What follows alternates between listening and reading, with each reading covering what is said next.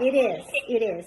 You'll notice it's slightly grainy because of the almond flour, but just because of that. The other thing is the coconut sugar does give a great, added great flavor to this as well. Really... So the coconut sugar you use instead of the cane sugar, I also love cooking with coconut sugar. Yeah. Can you tell us why you substitute the coconut sugar? For sure. Sugar has been, actually sugar has been said to be the new crack in the industry, right? It's something that we get addicted to, and it's not great for our bodies, again, because it's refined. Whereas coconut sugar, maple syrups, raw honeys are all natural forms. So it's really great for your body to be able to, when you're trying to detox from any of those triggers, like I had mentioned before, the best alternative is to go natural. Sugars can cause skin issues, mood swings, brain fog, again, pain in your body, in your muscles. It can cause a lot of havoc in your body, to be honest with you, especially the sugar high is real. Like my kids, when they have sugar, especially at night, forget bedtime. Oh, look at that. Here we go, guys. So it's really great. So I'm going to be adding to the cupcake little, over here. Oh, that's so cute. I love cupcakes. Oh, I love those. Yes, they're fun. So you're saying about your kids. The coconut sugar, this is important because the coconut sugar does not have the same effect as the refined sugar on kids, because the kids have it and they don't get super hyper or crazy running around. Exactly. So it's such a difference. If you have the opportunity to exchange that and compare, do that, because it's just incredible, the difference in behavior. Oh, look how she's putting it. Do you put it with a scoop? Yeah, I use a little scoop, and it's about 2 tablespoons on each. Oh, you can't see very well here, eh? So I'll show you. So basically it's 2 tablespoons. Tilt your phone a little bit so we can see how you're putting it. Sure, I will. The... Let me just get it one down here for you to see. That was so easy. That was like a 5-minute prep. Oh, yeah. So let's see if I can keep it to... Okay, we can see that now. Can you see it now? I'm just going to move over. Yeah, it's just because it's going to be... Hold on, I'm sorry. I've got to figure it out how we're going to make it that you can see. There. We can see it now. Can you see it?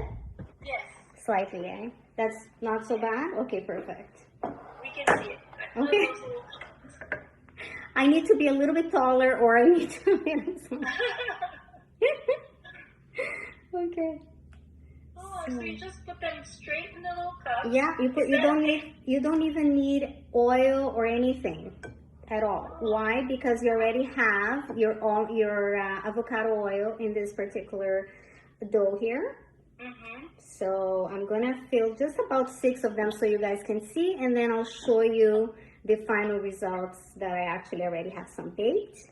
So while you pour those, let me just repeat to the crunchy mamas. You put avocado oil, which is a really good fat.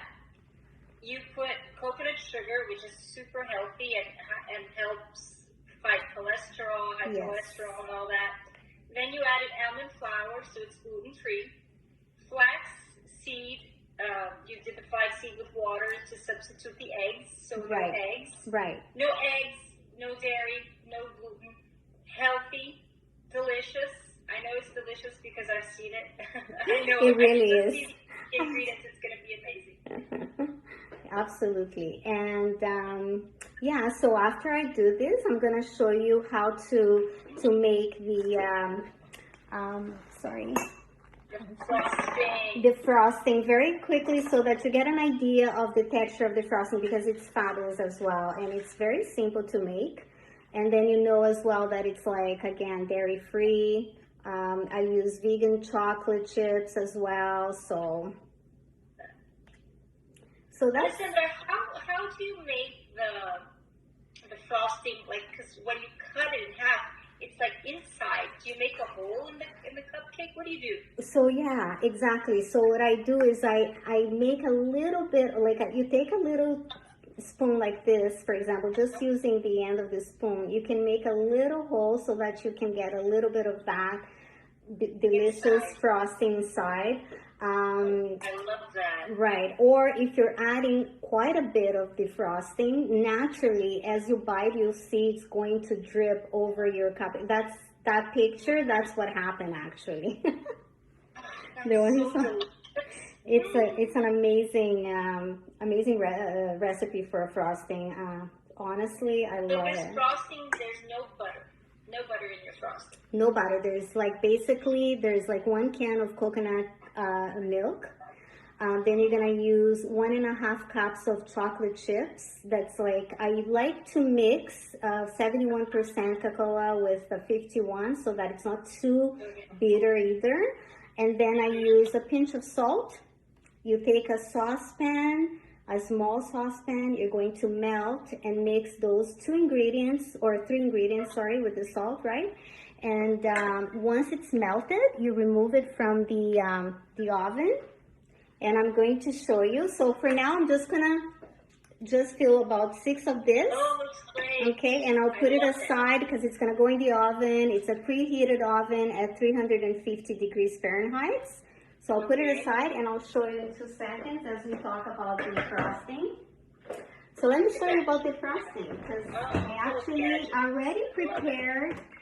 I prepared the frosting because I'll explain to you guys that after you do melt the chocolate and you know, with your coconut milk as well as the salt, the little bit of Himalayan salt, and it's all melted, you're gonna put it in the freezer for about 2 hours. You actually do need the 2 hours so that it creates a consistency which is exactly this here.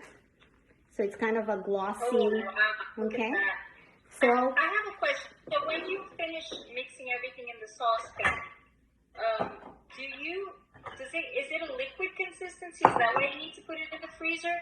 Yes, because even though it's a coconut milk, and in the fridge? Freezer for 2 hours. Freezer for 2 hours. Right. I just before we started, I actually removed it because it was exactly so. Right now, look at the texture already. Oh, I love that. So you get a beautiful, beautiful. Oh my God, I can't. It's so good. Oh, it froze, eh? Hold on. Let me see. Ah, there we go. So I'm gonna show you. I thought we wouldn't have time, but if you have 2 minutes, I can show you very quickly because what I do now, again, it froze. Not sure why. Yes, it froze again.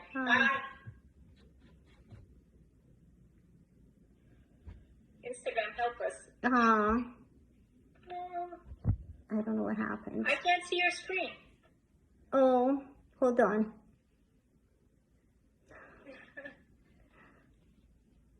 What happened here? I can't see your screen. What happened? Oh, hold on. The best part of the frosting. Oh my goodness.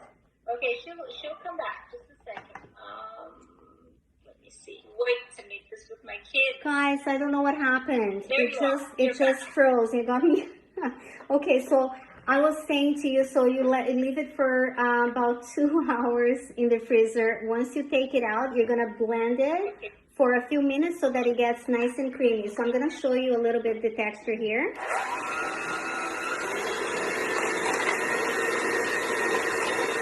It's a little bit noisy, but oh, yummy! Yeah.